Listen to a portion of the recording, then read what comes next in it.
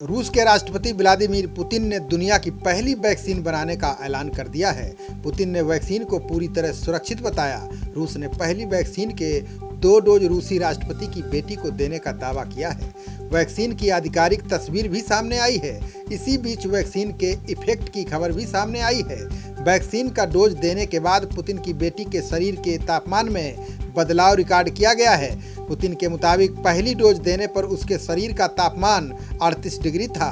वहीं जब उसे वैक्सीन की दूसरी डोज दी गई तो तापमान 1 डिग्री गिरकर 37 डिग्री हो गया।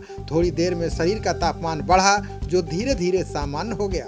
रूस के राष्ट्रपति ने कहा कि वैक्सीन लगने के बाद उनकी बेटी अच्छा महसूस कर रही हैं। डॉक्टरों ने कहा कि उनके शरीर में काफ़ी संख्या में एंटीबॉडीज भी बन रही हैं। उन्होंने कहा कि वैक्सीन कई तरह की जांच से गुजरी है और ये मानव शरीर के लिए सुरक्षित है। इस सफलता को लेकर जहां राहत और खुशी है, वहीं दूसरे देशों ने सवाल भी उठाए हैं। दुनिया के कई देशों ने आरोप लगाया है कि रूस ने वैक्सीन की रेस में आगे रहने के लिए जल्दबाजी की है। इस वीडियो में हम आपको रूसी वैक्सीन पर उठ रहे सवालों और उसके जवाब से रूबरू करवाएंगे। साथ ही ये भी बताएंगे कि इस बारे में भारत की क्या राय है, किन किन देशों ने इस वैक्सीन को खरीदने में रुचि दिखाई है।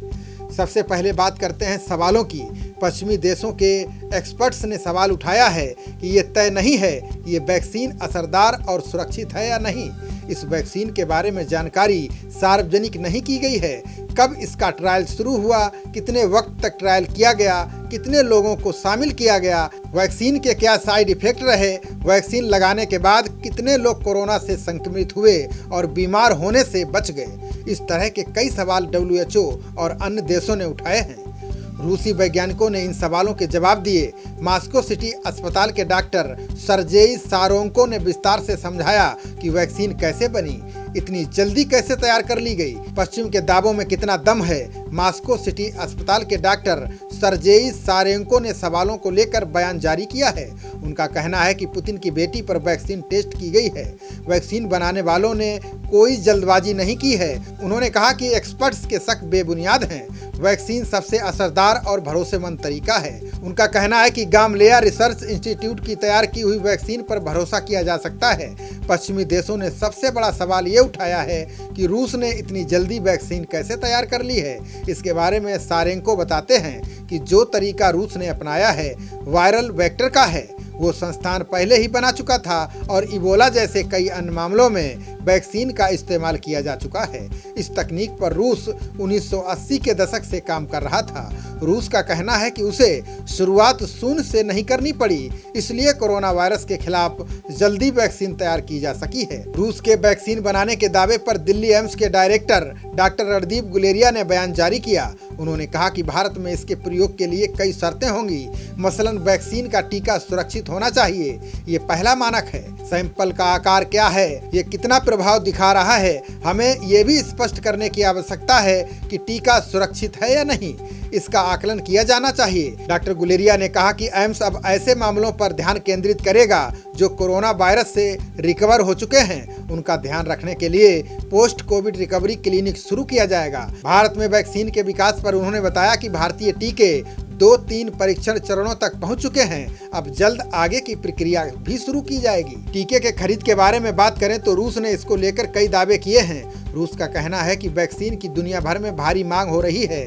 रूस के स्वास्थ्य मंत्री ने दावा किया है कि 20 देशों ने वैक्सीन स्पुतनिक V के लिए प्री ऑर्डर कर दिया है। उन्होंने बताया कि दुनिया के 20 देशों ने वैक्सीन की करोड़ों डोज खरीदने में रुचि दिखाई है। रूसी डायरेक्ट इन्वेस्टमेंट फंड वैक्सीन को बड़ी मात्रा में बनाने और विदेश में प्रमोट करने में निवेश कर रहा है। रूसी वैक्सीन से संबंधित वेबसाइट ने दावा करते हुए उन देशों के नाम बताए हैं जिन्होंने खरीदने की इच्छा जताई है।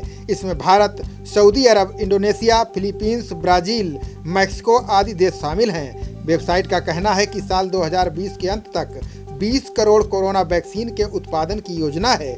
इसमें से 3 करोड़ डोज रूस खुद के लिए रखेगा। माना जा रहा है कि वैक्सीन का बड़े स्तर पर उत्पादन इस साल के सितंबर में शुरू हो जाएगा। वेबसाइट कहती है कि RDIF वैक्सीन में मजबूत वैश्विक रुचि देख रहा है। उसकी योजना फेज 3 क्लिनिकल ट्रायल कई अन्य देशों में करने की है। इन देशों में सऊदी अरब, ब्राजील, भारत, फिलीपींस आदि शामिल हैं। वेबसाइट के अनुसार बड़े पैमाने पर वैक्सीन का उत्पादन भारत दक्षिण कोरिया और ब्राजील समेत कई देशों में शुरू किया जा सकता है। खबरों का सिलसिला जारी रहेगा। देखते रहिए जनप्रवाद। नमस्कार।